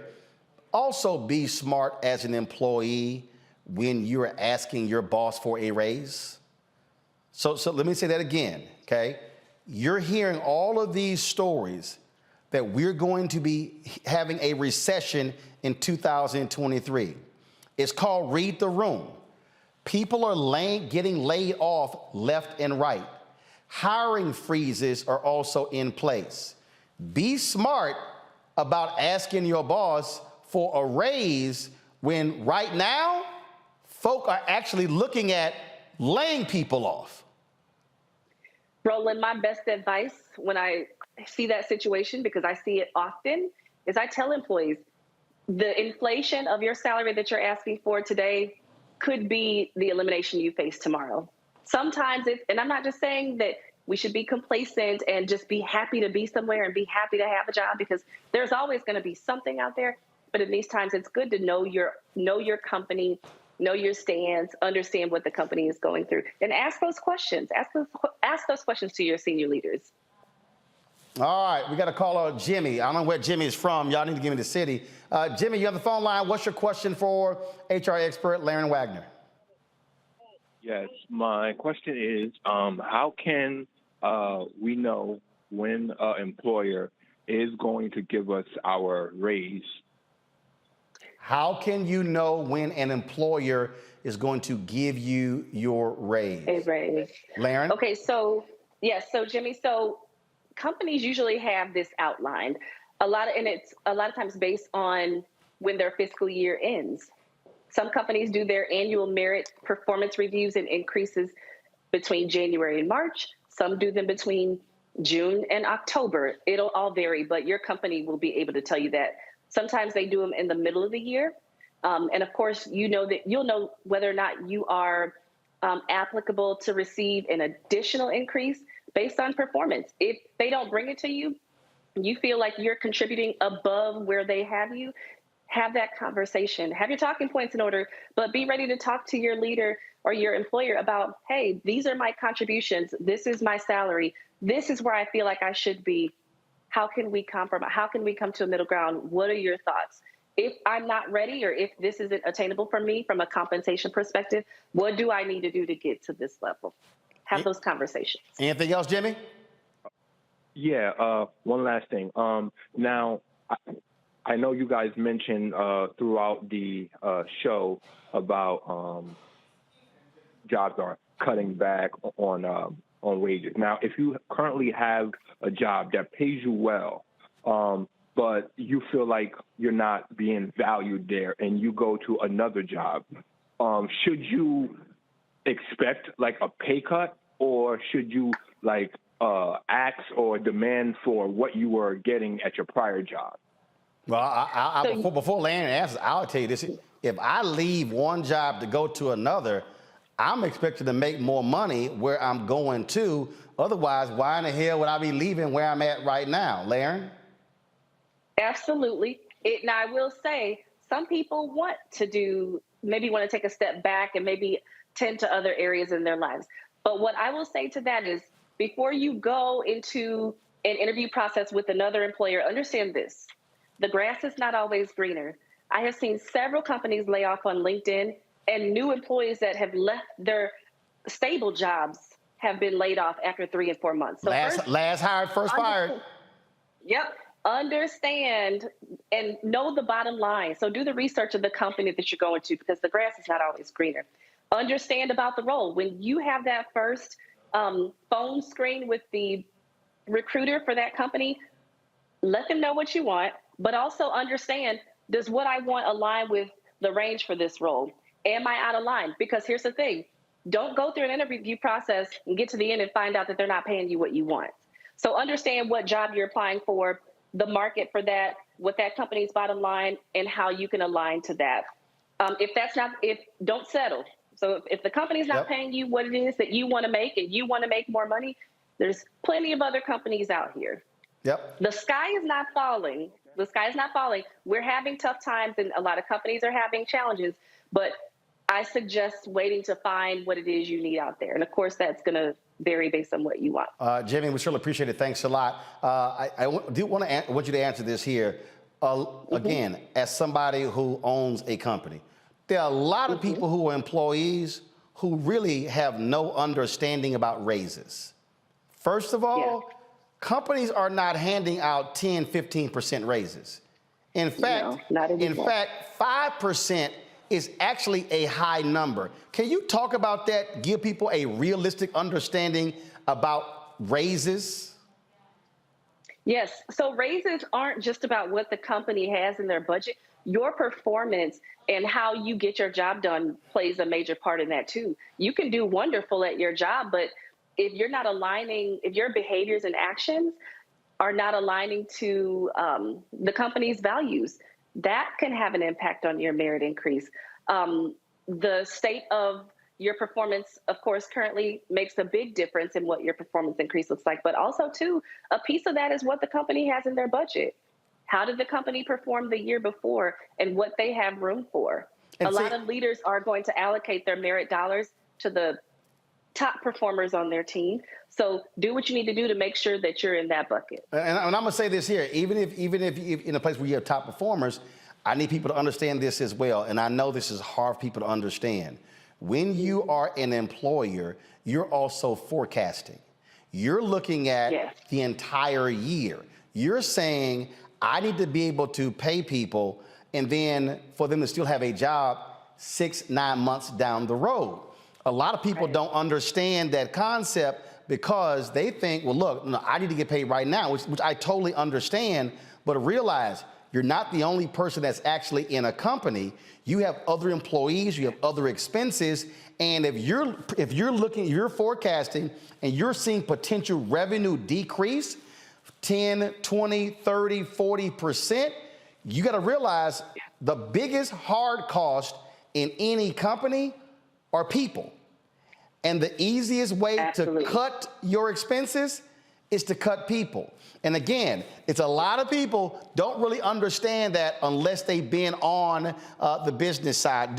I'll do this here. We're going to go to a quick break. I want you to speak to that when we come back. And I'm going to take a couple of more phone calls right here in Roland Martin Unfiltered on the Black Star Network.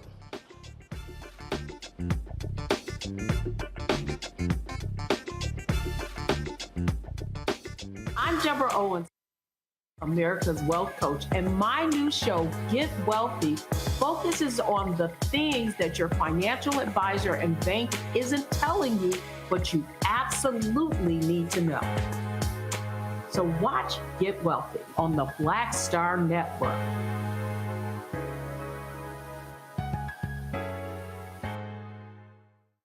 Pull up a chair, take your seat. The Black Table with me, Dr. Greg Carr, here on the Black Star Network. Every week, we'll take a deeper dive into the world we're living in. Join the conversation only on the Black Star Network. We're all impacted by the culture, whether we know it or not. From politics to music and entertainment, it's a huge part of our lives, and we're going to talk about it every day right here on The Culture with me, Faraji Muhammad, only on the Black Star Network. Black Star Network is here. Oh, no punch! I'm real revolutionary right now. Thank you for being the voice of Black America. All momentum we have now, we have to keep this going. The video looks phenomenal. See, there's a difference between Black Star Network and Black-owned media and something like CNN. You can't be Black-owned media and be scared. It's time to be smart. Bring your eyeballs home. You dig? It's Kim Whitley. Yo, what's up? This your boy Ice Cube. Hey, yo, Peace World. What's going on? It's the Love King of R&B, Raheem Devon, and you're watching Roland Martin, Unfiltered.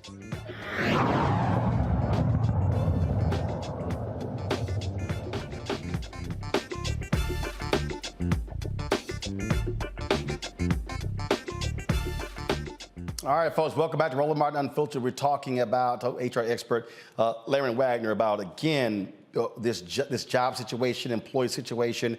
If you got any questions you have for her, if our panel, if you got any more questions as well, let me know. 202-890-1199, 202-890-1199. We were going to break there, Laren. I was just talking about, and again, it's not the employee's responsibility to fully understand the employer. At the end of the day, your responsibility is your personal finances, your job. But the point that I'm making there is that a lot of times, and I've worked in a number of companies where employees have a completely different reality than what is actually happening in the business. And I've seen where you've had staff meetings, and I'm sitting there going, you clearly are not paying attention to what is going on around you. It's important for employees to be present in the company, be about the business of your business. Mm-hmm. I agree with you there. There is one thing I'll say, the employee, like you said, they're responsible for knowing what works for them. They're responsible for knowing their stance with the company.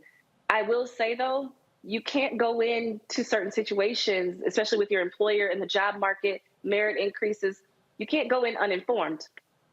You have to be intentional. And I know we've talked about this, but you have to be intentional about understanding your company to an extent. A lot of companies pride themselves on their communications. And when it comes to these employee engagement surveys and stuff, that's always a pain point for some organizations. But I do agree with you. There's the employer needs to make sure that the employee is educated, but the employee does have to own their piece. And so I did a call. It was a master class with Felicia Butterfield Jones. It was during COVID, and it was a whole bunch of different sisters on it. And I forgot what company this one woman worked for, and she felt she deserved more money. And as she was talking, as I was listening to her, what I realized was she had hit her cap in the company. And what I said to her was, I need you to understand something. You gotta leave. I said, if you need to understand that not every company is making the same amount of revenue. So you can be a lawyer or an accountant or in HR or whatever in a company, but if you think, oh, I should now be making $85,000 or $100,000 or $150,000, the size of that company dictates what they're able to pay. I said, I told this woman, you want to get paid $150,000, but the position you have in that company actually can only pay you $100,000. You're going to have to go. And she was like, damn, you're actually right. Because she was just thinking, well, I should get paid here. But the reality is what the company makes dictates what they're able to pay. And a lot of people just don't think about it in that way. Yeah. And that's going to vary from industry to industry. I'll say for myself, in the role that I'm in now at my company, I'm doing the same job I did at the last company. But do you want to know, and I have the same title. The companies are different, the industries are different, but you want to know what changed? The salary. There you go. You can do the same job for $40,000 more.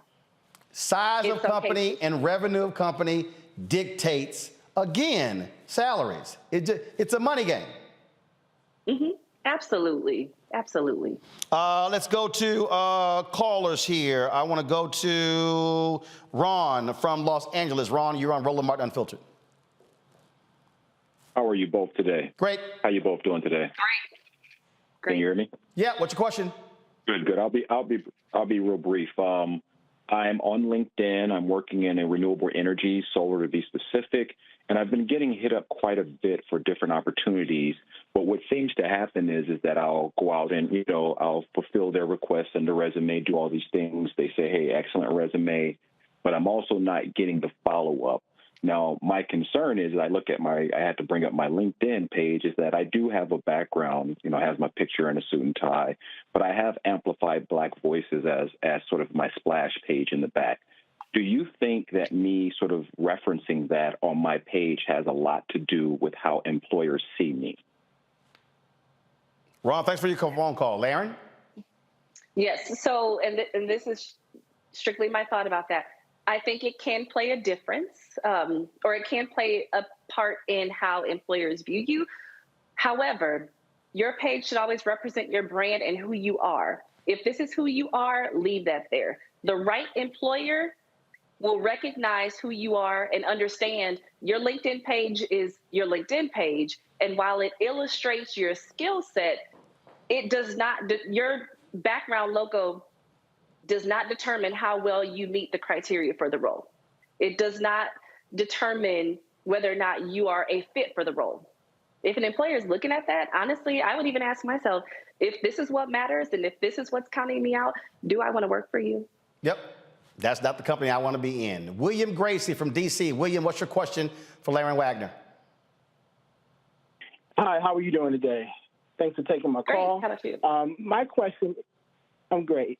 My question is technology. AI, ChatGPT, for example, is potentially impacting or can impact a lot of industries in regards to getting rid of a lot of jobs or making you more efficient at your jobs. From an employer's perspective and an employee's perspective, one, how, from an employer, how do you think that's going to impact how you staff? And then from an employee's perspective, how can we position ourselves to make ourselves more valuable in the event of technology? Because it's definitely going to take away jobs. All right. William, thanks a lot. Okay, so my best answer to that would be look at your skill set, find yourself in a position to elevate yourself, understand where you are now, and look for opportunities to develop yourself. Don't leave that in the hands of the employer. Own that. And of course, one thing I always tell people, and I posted this on my page last week, always find yourself in a position to add value and make that value be tremendous. That is how you are going to show yourself approved in this case, but also too, that's how you set yourself apart. So I heard that part of the question. So that's my answer. But is there another part of your question that I didn't answer? Because I feel like I may have missed a part of that. It's already hung up there. I will add this again. This is a mistake that I've seen this in my industry when you're not paying attention to your industry. Okay, when you're seeing contraction in your industry, when you're seeing downsizing, when you're seeing massive jobs eliminated, your industry is going through a shift. What it used to be ain't what it's going to be tomorrow. There are people right now in media, and I was saying this 15 years ago, all y'all who don't understand technology, who are old school reporters, all y'all gonna be out of jobs. Their whole thinking was, oh, newspapers will be here all the time. The Baltimore Sun used to have a newsroom of 300. It's now 50. And so technology changes it. And so many people, I used to go to the National Association of Black Journalists Convention, and folks were resistant, and Roland, you keep saying it. I'm like, y'all, the train is coming. I'm telling y'all, a bunch of y'all are about to get run over and left off of the train. And when it came, they were like, oh my God, what do I do? Because you weren't preparing for where the industry was going. They weren't paying attention to the business side of the business. And so he was asking about artificial intelligence. If you are in a job that is about to be impacted by robotics and AI, yeah, you better start thinking about, if I got another 30 years of work, what am I going to be doing 15 years from now? No, you're absolutely right. You mentioned 30 more years of work. You will be surprised, and this isn't to pick at anybody or judge anybody, but you'll be surprised at people who are working all these years and not even looking at what their future looks like. And that's a part of determining where you need to be and what you would like to see in another job offer or in your next opportunity. You have to plan. You have to plan for retirement. You have to plan for if something was to happen that would take you out of the workforce and put you on disability or some type of restricted income. I think a lot of people tend to gloss over that, but it's definitely a real thing.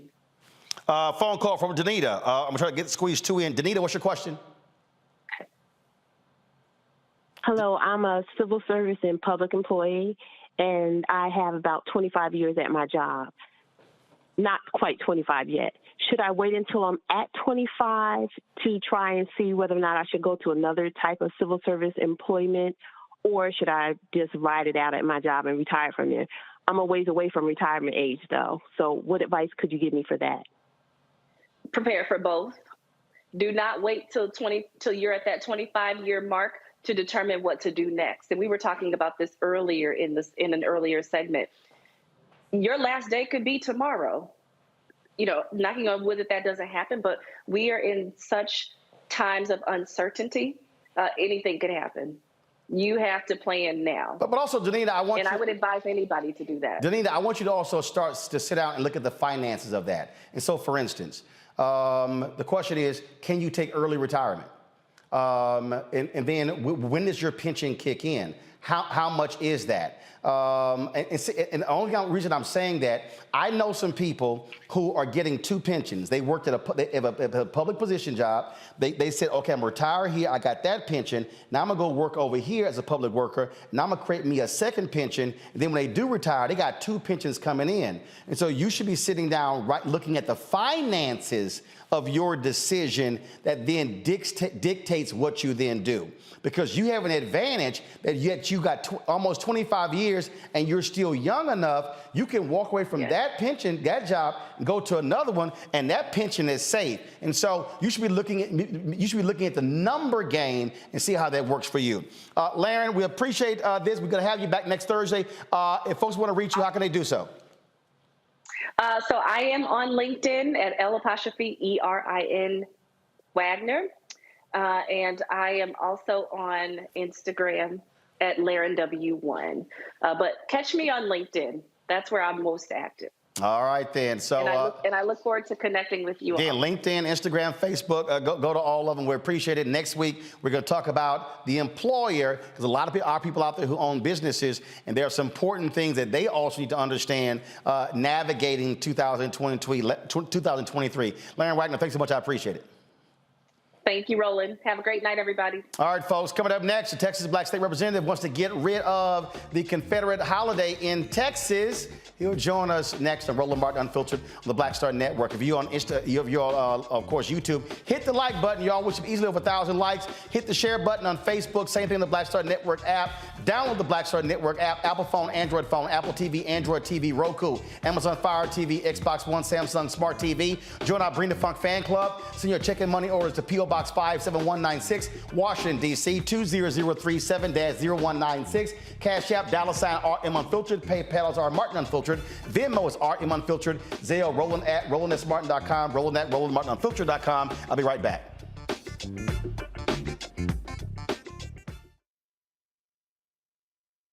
Hatred on the streets, a horrific scene, a white nationalist rally that descended into deadly violence.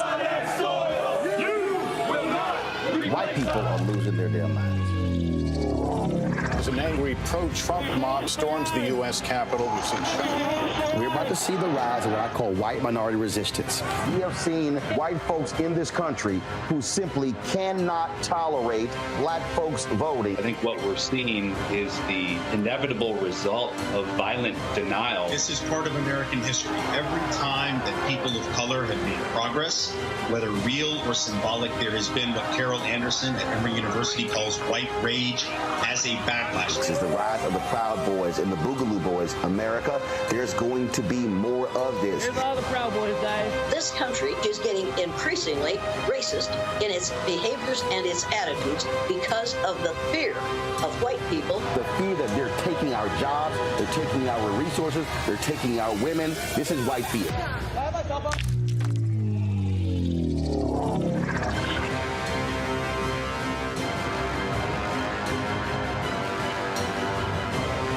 Hi, I'm Dr. Jackie Hood Martin, and I have a question for you. Ever feel as if your life is teetering and the weight and pressure of the world is consistently on your shoulders? Well, let me tell you, living a balanced life isn't easy. Join me each Tuesday on Black Star Network for A Balanced Life with Dr. Jackie.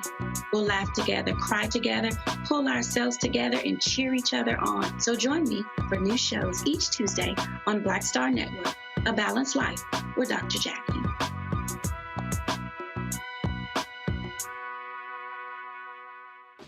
Hey, I'm Antonique Smith. Hey, I'm Arnez J. Hi, this is Cheryl Lee Ralph, and you are watching Roland Martin, Unfiltered. I mean, could it be any other way? Really? It's Roland Martin.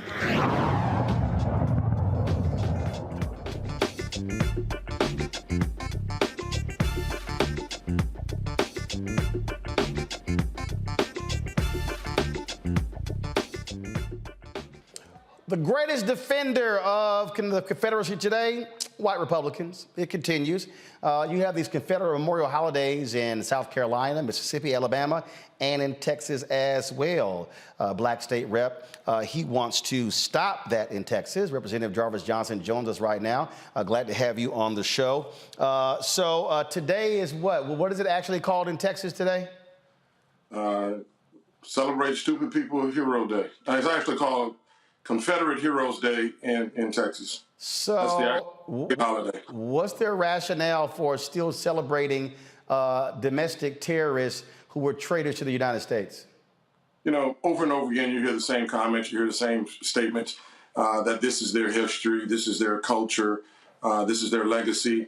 Why would we want to erase history, all of those things? So, you know, it's a revisionist history of which they want to continue to make out like the Civil War was fought for a different reason other than truly what it was all about, and that was for the protection of the institute of slavery. It was quite frankly said by the vice president of the Confederacy when they created the Declaration that they wanted to preserve the institution of slavery, and that was the very reason why the secession happened, and that's the very reason why the Civil War took place. And so those today want to keep with the revisionist history and say it was states' rights when we know it was states' rights to continue the institution of slavery, and those people are still trying to use that mindset and that lie to believe that there were Confederates that fought nobly for the South. Oh yeah, states' rights in the Northern aggression, the lost cause. I love how they love to change the narrative, when at the end of the day, that's exactly what it was about, to keep the institution of slavery. And so these Republicans in Texas, when you proposed this bill a couple times before, what have they said to you why they have rejected your bill? Well, this is the third time I filed a bill, and I think this is the fourth time that the bill has been filed. I think it started back in 2015, and it skipped a year. But over the years, that we have seen some progress. When it was first introduced, there were a lot of people that came out against the bill. But then when I filed the bill in 2019, the bill was filed. We had several people that came out against the bill, but we had a lot of people that were for the bill. And I didn't have one Republican that signed on to the bill in 2019. In 2021, I will say that I had about 10 Republicans that signed on to the bill that wanted to join Arthur and wanted to support the eradication of this particular holiday. And even today, there are many Republicans that are standing up and saying, look, we are the party of Lincoln, and if we're the party of Lincoln, then we can't be for the Confederacy. And so I will give credit to some, not all, because it still takes Republican support, because we are a Republican-led House and a Republican-led Senate with a governor and a lieutenant governor, that oftentimes these type of issues fall on deaf ears.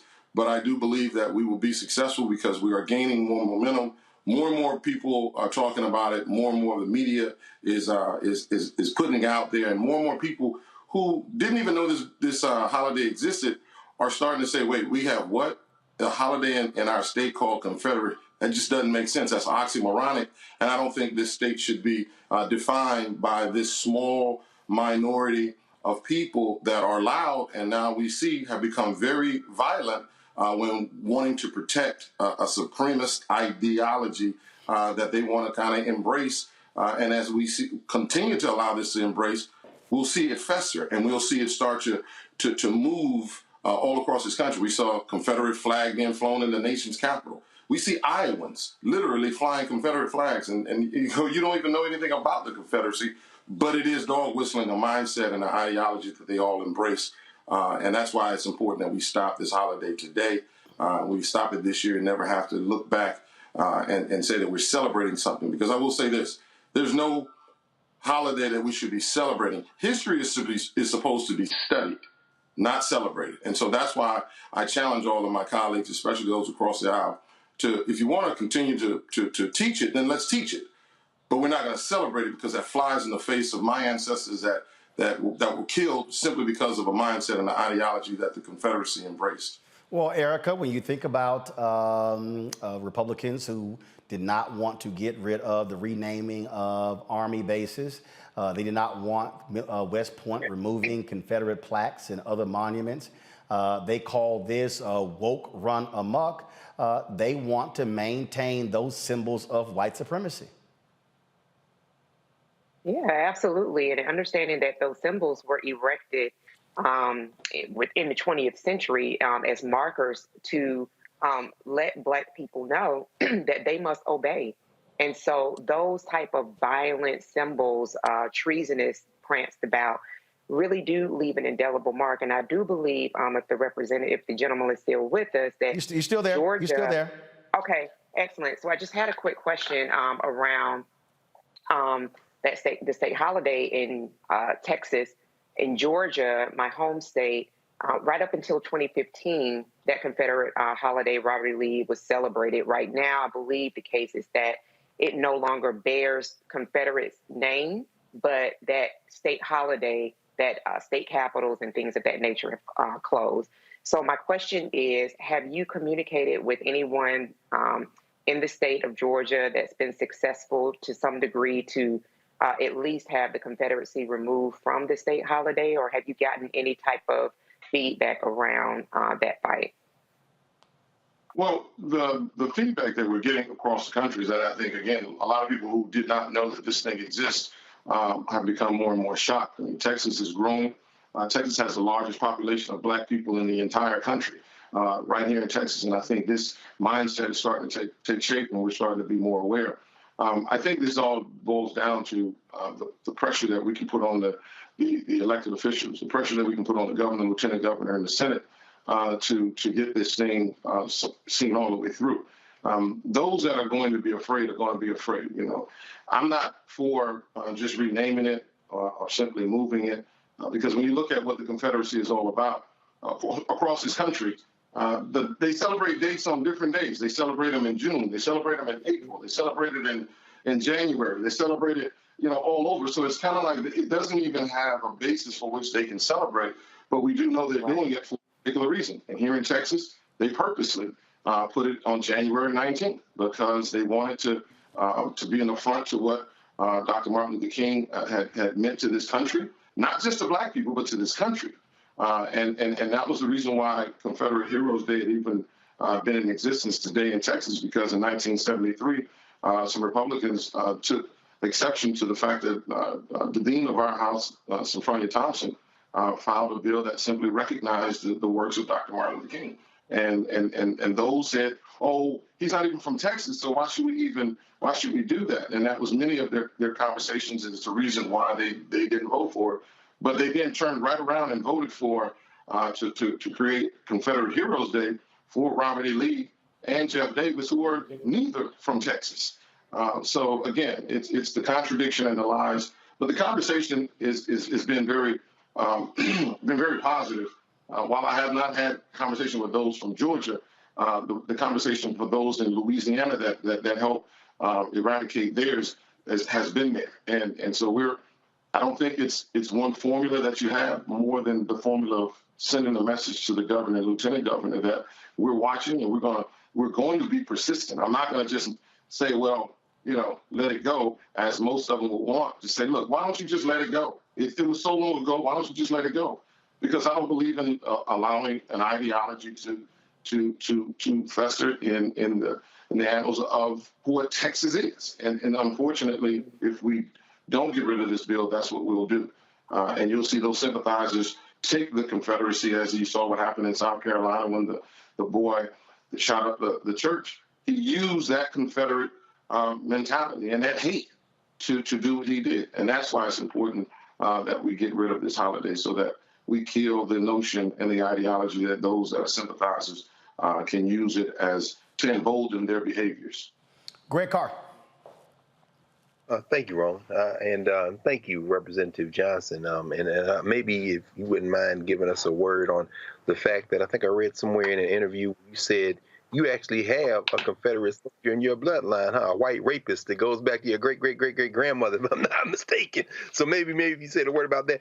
I'm curious, as you continue to fight this fight, and ultimately we know we're going to win, in the interim, if January the 19th became a day where we embraced Confederate Heroes Day and used it as a day of day-long teach-ins to eviscerate the Confederacy, I wonder if that might be a tactic as we're getting it banned. I'm thinking Texas Southern and Prairie View, and maybe get Texas Austin together, and maybe have some college teach-ins on the 19th to destroy the Confederacy. We're gonna embrace this holiday until we can get it off the books. I wonder if that might be a tactic that could be used as we're moving to get rid of the holiday. Well, About 45 seconds. Go.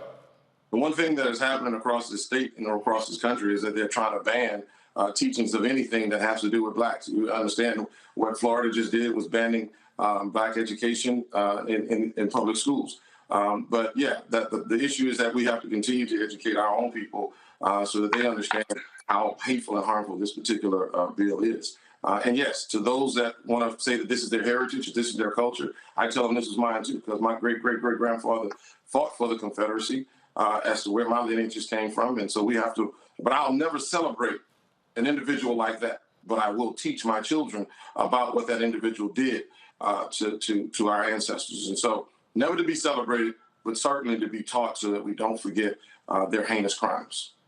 All right. Representative Johnson, I certainly appreciate it, man. Thank you so very much. Appreciate you, brother. Keep up the good work. All right, then. Next time, you can remove that crap in the back. I knew you was going to go there. I just want to let you know. I mean, next time, don't look, you can move to anywhere else. You can move anywhere else in your house or your office. But don't be showing that nonsense on this show. You're right. It's your show, but, it's my house. So at the end of the day. But no. It's Alpha House. Remember who's your daddy. Okay. All right. Tell the folks in Texas what's up. Thanks so much. All right. Greg Carr, they should know how I'm going to roll. Greg, I appreciate it. Reese, thanks a bunch. Erica, thanks a bunch. Folks, we'll see y'all tomorrow right here on Roland Martin Unfiltered on the Black Star Network. We keep it real, keep it unapologetic. And so we'll see y'all then. Holla!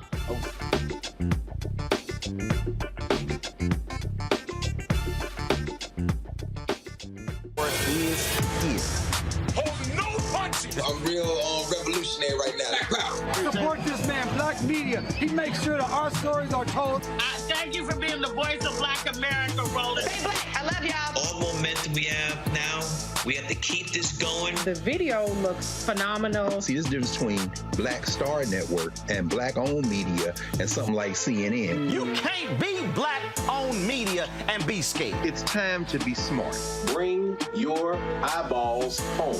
You dig? Pull up a chair, take your seat at the Black Table with me, Dr. Greg Carr, here on the Black Star Network. Every week, we'll take a deeper dive into the world we're living in. Join the conversation only on the Black Star Network. Hi, Hi, I'm Dr. Jackie Hood Martin, and I have a question for you. Ever feel as if your life is teetering and the weight and pressure of the world is consistently on your shoulders? Well, let me tell you, living a balanced life isn't easy. Join me each Tuesday on Black Star Network for A Balanced Life with Dr. Jackie. We're all impacted by the culture, whether we know it or not. From politics to music and entertainment, it's a huge part of our lives, and we're going to talk about it every day right here on The Culture with me, Faraji Muhammad, only on the Black Star Network. I'm Deborah Owens, America's Wealth Coach, and my new show, Get Wealthy, focuses on the things that your financial advisor and bank isn't telling you, but you absolutely need to know. So watch Get Wealthy on the Black Star Network.